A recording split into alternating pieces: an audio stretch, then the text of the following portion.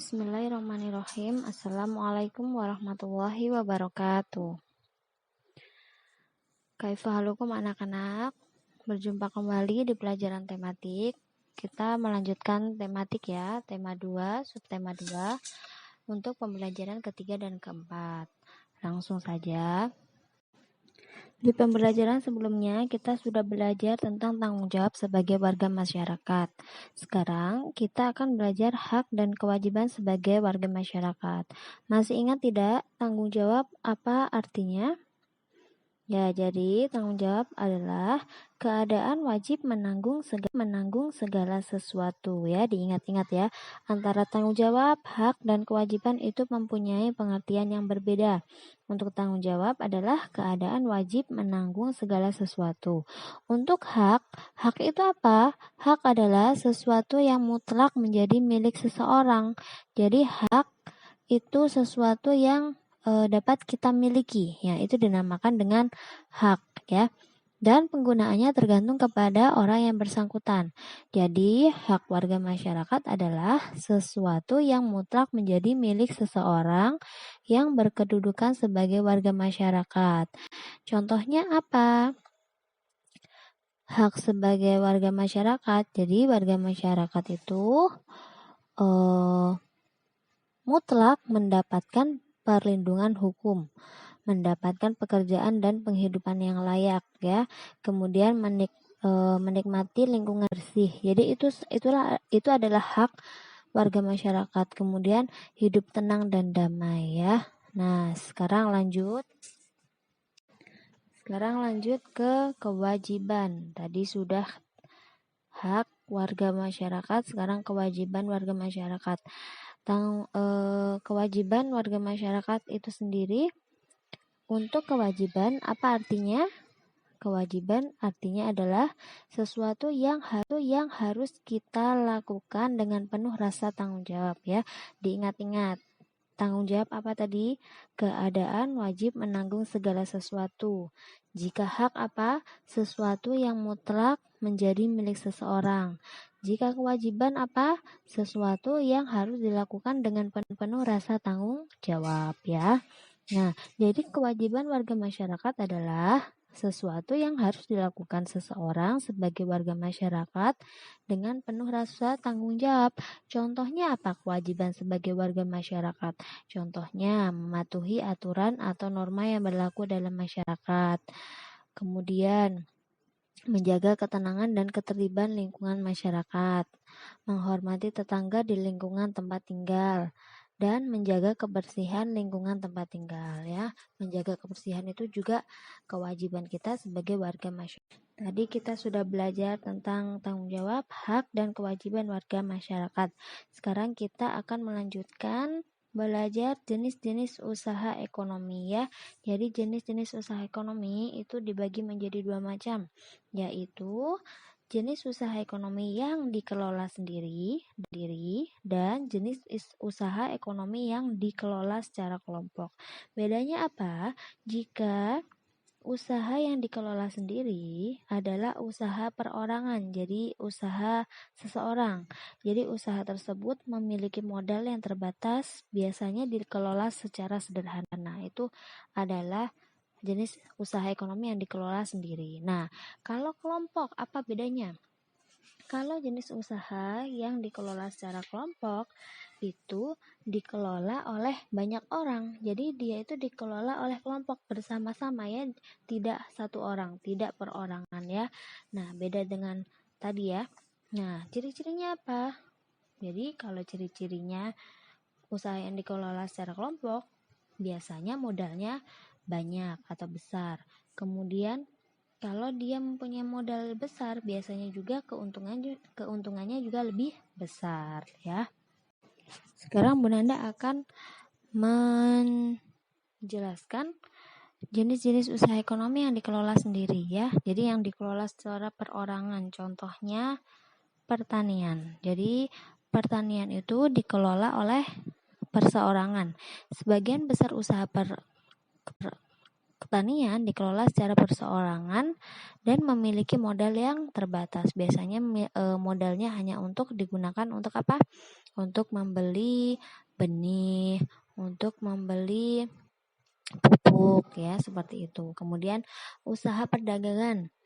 Usaha perdagangan itu biasanya dikelola secara perseorangan. Ada yang skala kecil dan ada yang skala besar atau sedang ya. Contohnya apa? Pasar, warung, toko kelontong itu adalah usaha perdagangan ya. Kemudian usaha jasa. Contohnya apa? Fotokopi, bengkel, potong rambut ya. Itu adalah jenis usaha yang dikelola sendiri ya, bukan kelompok.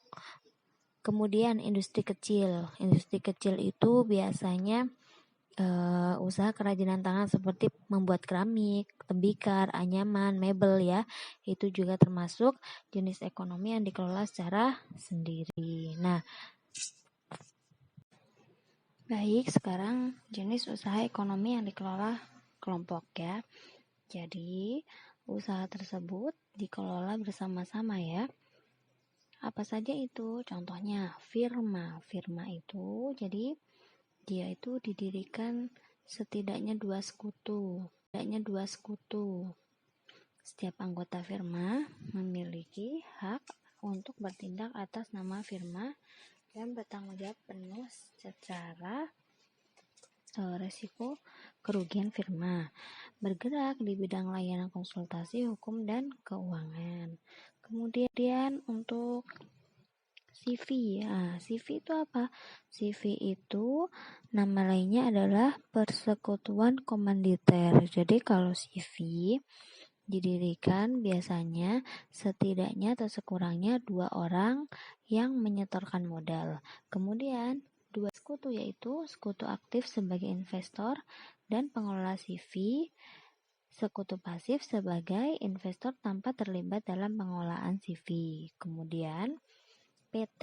Nah, PT itu juga dikelola secara kelompok ya. Kalian pasti sudah mengenal apa itu PT.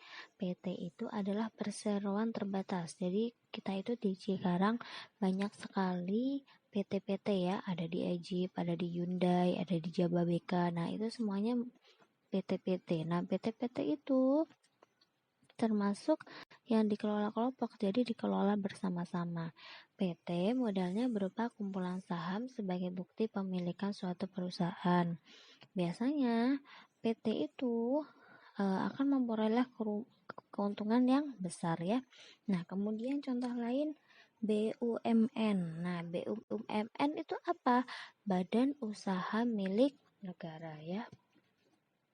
BUMN itu biasanya modalnya seluruhnya dimiliki oleh negara.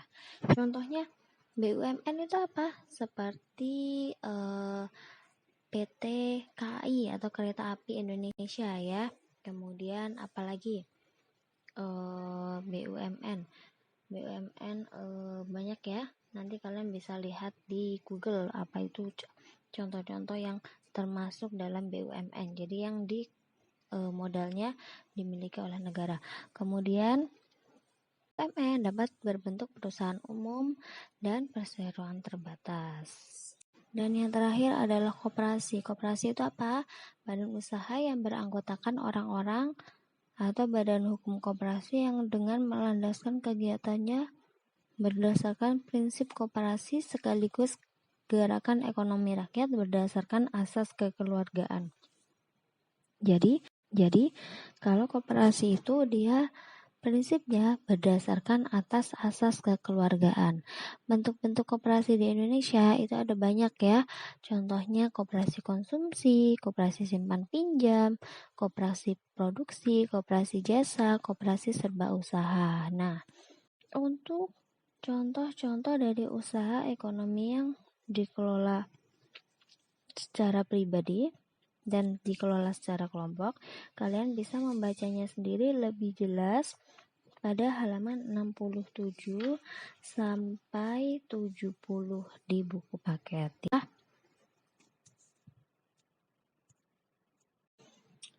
Sekarang kita akan belajar pengaruh kegiatan ekonomi terhadap kesejahteraan masyarakat. Jadi, kegiatan ekonomi itu ada 3. Apa saja kegiatannya? Kegiatan produksi, kegiatan distribusi, dan kegiatan konsumsi. Jadi, ketiga kegiatan ekonomi tersebut saling berkaitan satu sama lain. Jika satu kegiatan ekonomi terhambat, maka yang lain akan terganggu. Jadi, produksi, distribusi, dan konsumsi ini satu kesatuan. Jika satu mengalami gangguan, yang lain akan terjadi pula ya. Untuk lebih jelasnya, Bunda akan jelaskan apa itu produksi, distribusi, dan konsumsi.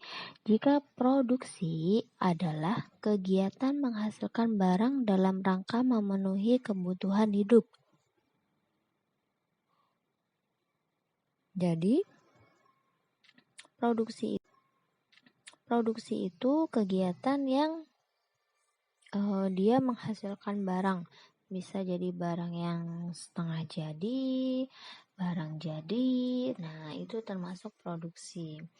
Kemudian produksi adalah kegiatannya ya. Kalau orangnya dinamakan dengan produsen. Diingat-ingat ya. Kalau kegiatan menghasilkan barang itu dinamakan dengan produksi. Kalau orangnya yang menghasilkan barang disebut dengan produsen. Diingat-ingat ya, produksi kegiatannya untuk orangnya adalah produsen. Kemudian contoh dari produksi. Banyak ya contohnya, pengrajin gerabah mengolah tanah liat menjadi gerabah. Nah, contohnya seperti yang ada Bu Nanda tampilkan di video itu adalah pengrajin gerabah. Adalah contoh dari produksi ya. Contoh lain dari produksi apa saja? Banyak seperti penjual kue ya. Jadinya penjual kue itu biasanya dia membuat kuenya sendiri di rumah. Jadi pembuat kue. Nah, itu dinamakan dengan produksi karena dia menghasilkan barang. Kemudian pengrajin mebel. Nah, pengrajin mebel dia juga produksi karena dia menghasilkan barang. Kemudian distribusi. Apa itu distribusi? Kegiatan menyalurkan hasil produksi dari produsen ke konsumen. Nah, kalau distribusi adalah kegiatannya, kegiatan yang menyalurkan dari produksi dari produsen ke konsumen. Ya, itu dinamakan dengan distribusi kegiatannya. Kalau orangnya dinamakan dengan distributor ya. Tujuan dan distribusi itu apa? Tujuannya untuk agar produksi dapat segera sampai ke konsumen dengan cepat dan tepat ya. Jadi distribusi itu menyalurkan.